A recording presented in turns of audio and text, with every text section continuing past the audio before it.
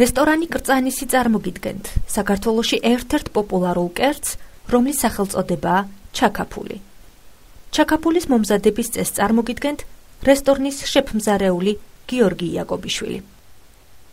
ჩაქაფულის მომზადებისთვის საჭიროა ბატკნის ხორცი 1 კილოგრამი, ქინძი 150 გრამი, მწვანე ხახვი 100 გრამი, მწვანე ნიორი 50 გრამი, ტარხუნა 100 გრამი, მწვანე წიწაკა 1 ცალი, მწვანე ტყემალი 200 გრამი, თეთრი ღვინო 150 მილილიტრი, წყალი 150 მილილიტრი, მარილი გემოვნებით.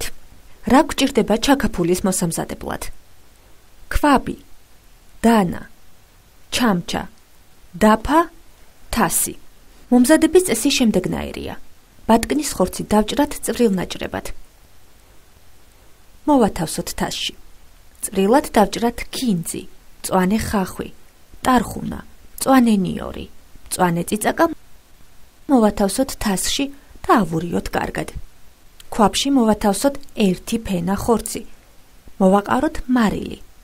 მწვანილი იმდენი, რომ ხორცი დაიფაროს. მოვაყაროთ ტყემალი. ასე მოვათავსოთ ფენებად პროდუქტის დამთავრებამდე. დავასხათ ღვინო, წყალი და დავდგათ გასქურაზე მოსახარშად. ადუღებიდან ვხარშოთ 15 წუთი. სუფრასთან მივიტანოთ ცხელი.